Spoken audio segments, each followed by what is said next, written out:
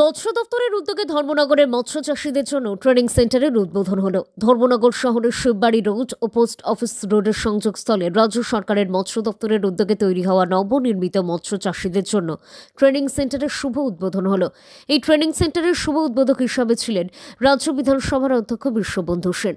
তাছাড়া উপস্থিত ছিলেন ধর্মনগর পৌর পরিষদের চেয়ারপারসন মিতালি রানী দাস সেন, ভাইস চেয়ারপারসন মঞ্জুনাথ, উত্তর ত্রিপুরা জেলা মৎস্য দপ্তরের উপ অধিকর্তা বিজয় রায়, মৎস্য দপ্তরের বাস্তুকার চিরাং রিয়াং।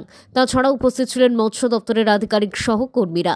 ধর্মনগর পুর পরিষদের কাউন্সিলরগণ এবং মৎস্য চাষীরাও উপস্থিত ছিলেন। উদ্বোধনী অনুষ্ঠানে স্বাগত বক্তব্য রাখেন উত্তর ত্রিপুরা জেলা মৎস্য দপ্তরের উপ অধিকর্তা বিজয় রায়। ব্যুরো রিপোর্ট, নিউজ অবিকল। একটা পরিবার, একটা মানুষ দাঁড়িয়ে যেতে পারে যদি তার বাবা মা ছোটবেলা থেকে তৈরি করে। ম্যাক্সিমাম বাবা যদি সে ট্যালেন্টেড না, হেভি ব্রেইনি না হয়, তাকে 5টা 7টা 10টা মাস্টার দিয়ে টাকায়া বিএ বিএসসি কোনো এমএ, এরপরে লাইন বেকারেজ। এটা জীবনের কিন্তু চলে গেল 25-26 বছর, এই school level to university level. Higher secondary পরেই যদি তার মা বাবা তাকে অনুপ্রেরণা দিয়ে ব্যবসার কাজে লাগাতো, ভারতবর্ষের এত দুঃখ দুর্দশা থাকতো, চাকরি চাকরি চাকরি চাকরি, খালি চাকরি, একটা চাকরি লাগে, যে সাথে একটা চাকরি দেওয়া লাভ, খাইয়া পড়ে যেন বাঁচি, 2000 3000 4000 5000 6000 চলবো। এখানে কতগুলো নেগেটিভ সেন্সে চাকরিগুলো চায়। নেগেটিভ সেন্সটা কি?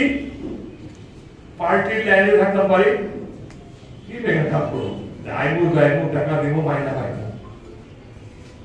এই যে একটা সিস্টেম তৈরি হয়ে গেছে সারা ভারতবর্ষে, সার্ভিস কম, কিন্তু এরাই যদি ব্যবসায়িক মনোবৃত্তিতে তৈরি হতো, তাহলে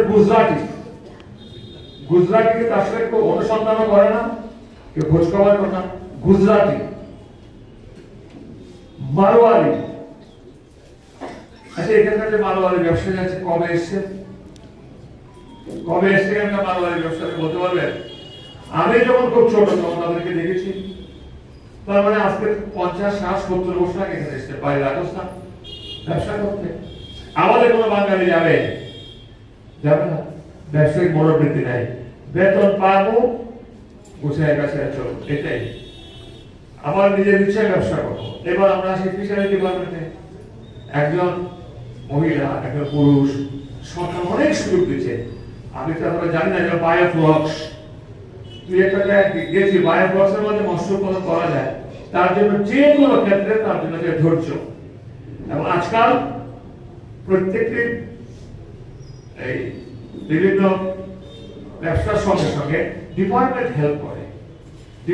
হেল্প করে বলেই এটা প্রাণী সম্পদ বিকাশ দপ্তর, গরু বাছুর হাঁস মুরগি ছাগল ডিপার্টমেন্ট হেল্প করবে, ফিশারি মৎস্য সম্পর্কে হেল্প করবে।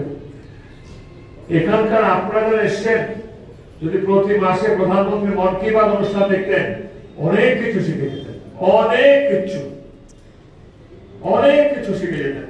আগ্রহ নাই, আমার কথায় অপরাধ নেবেন না কেউ, রাগ করবেন না কেউ।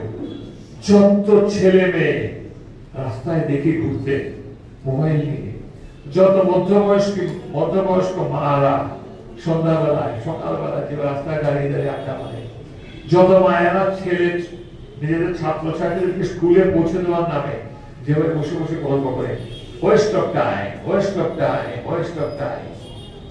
টাইম চলে যাচ্ছে। মহিলা সচেতন, স্ট্রং থাকে, কোথায় চলে যাওয়া যায় সে অভিজ্ঞতা আমার আছে, আমার অভিজ্ঞতা আছে। এটা আমার বলার দরকার নাই, আমার ব্যক্তিগত জীবনের অভিজ্ঞতা। গুজরাটের কথা বলছিলাম।